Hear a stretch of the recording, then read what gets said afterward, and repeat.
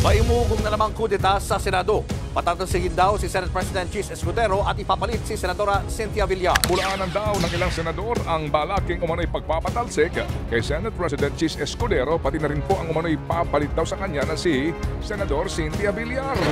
Cynthia Villar for Senate President. Totoo ba o usap-usapan lang? May bagong chismis na umiikot sa Senado. Ngunit ang tanong, chismis lang ba ito? O baka naman may katotohanan sa likod ng bulong-bulungan? Pero bago natin alamin ang sagot, kailangang tandaan na ang politika ay parang laro ng chess. Hindi mo basta-basta mapapasa ang susunod na galaw ng kalaban. Halika, atin itong pag-usapan, mga kaibigan. Haha, hindi ako nagko-comment sa chismis. Ito ang sagot ni Senate President Francis Chis Escudero nang tanungin tungkol sa posibilidad na siya'y mapalitan ni Cynthia Villar. Simple, maikli, ngunit may laman. Pero bakit kaya tila relax lang si Senator Chis Escudero? Dahil ba sigurado siya na chismis lang ito? O baka naman tiwala siya na walang sapat na suporta ang naturang plano? Ang intrigang ito ay nagmula sa ulat ng Filipino Star ngayon, kung saan isang reliable source daw umano ang nagsabi na may planong palitan si Escudero sa posisyon niya.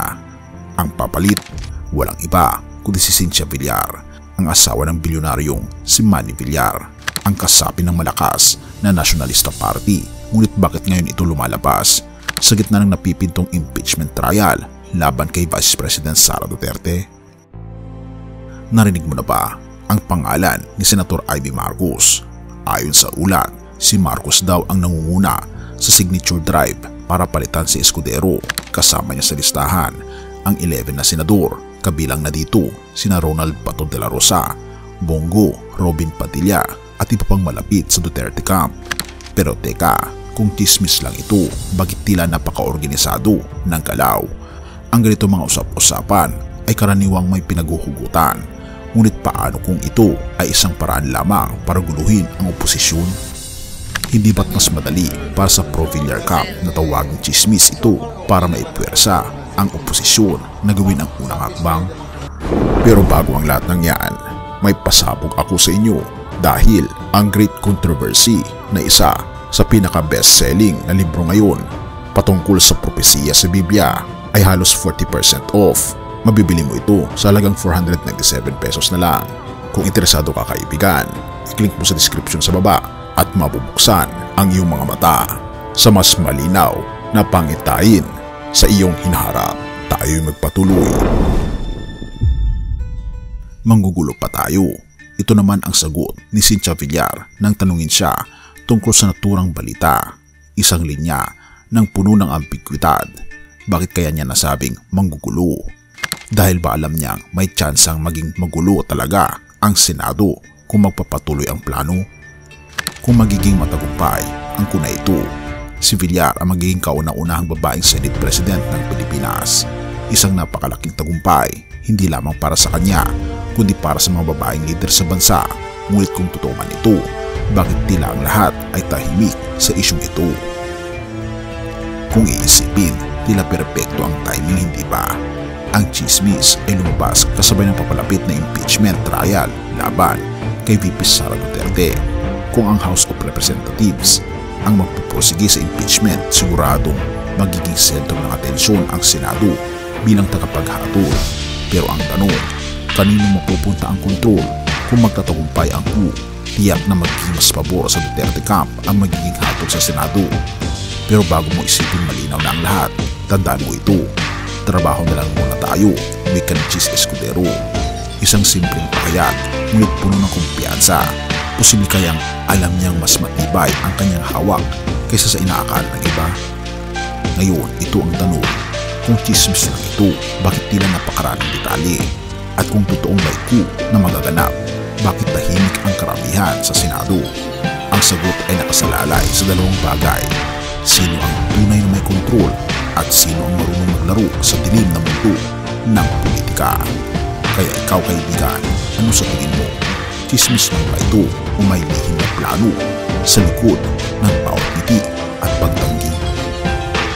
Lucas 8:17. sapagkat walang natatago na hindi malalantad at walang lihim na hindi mapupunyag.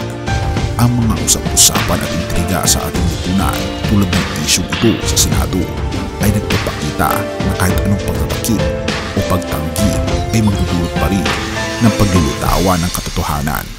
Ang ating mundo ay puno ng politika at pansariling interes, ngunit ang ating Panginoong Diyos ang tunay na hukom ng lahat ng bagay. Ang mga lihim na plano at layunin ng puso ay hindi maitatago sa harap ng ating Panginoong Diyos. Bilang mga Kristiyano, tayo tinatawag na maging ilaw sa gitna ng kadiliman, manindigan sa katotohanan, manatiling mapagkumbaba at ipanalangin natin ang ating mga lider na naglilingkod sa ating bayan. Sa ganitong paraan, may tataguyod natin ang katarungan na naaayon sa kalooban ng ating Panginoong Diyos. Purihin ang ating Panginoong Diyos at tayo manalangin. Ama naming Diyos na makapangyarihan sa lahat na nasa langit, na siyang nagmamahal sa buong mundo. Nagpapasalamat po kami sa inyong pag-ibig at paggabay sa araw na ito. Sa gitna ng mga intriga at alingas-ngas na bumabalot sa aming lipunan, hinihingi po namin ang inyong liwanag upang makita namin ang katotohanan. Patnubayan po ninyo ang aming mga lider na bigyang prioridad ang kapakanan ng sambayanan kaysa sa pansariling interes. Bigyan niyo po sila ng pusong tapat, mahinahon at makatarungan upang maglingkod ng maintegridad. Naway lumapit din kami sa inyo bilang mga mamamayan upang maging bahagi ng solusyon at hindi ng kaguluhan. O aming Panginoong Diyos, ipinapanalangin ko rin po ang lahat ng mga kaibigang nakikinig at nanonood ng content na ito. Pagpalain niyo po sila at ang kanilang pamilya at ang kanilang mga hatikain sa buhay. Naway magkaroon sila ng kapayapaan ng isipan at puso at palagi magtiwala sa inyong plano, lalo na sa mga panahong tila walang kasiguraduhan. Pinupuri po namin kayo at pinapasalamatan o aming Panginoong Diyos sapagkat ang lahat ng ito ay aming dalangin. At salamat sa pagdinig ng aming mga panalangin. At patawarin po kami sa lahat ng aming pagkukulang at pagkakasala sapagkat ito aming samot hiling sa matamis na pangalan ng aming Panginoong Hesus na siyang aming tagapagligtas mula ngayon at magpakailanman. Amen.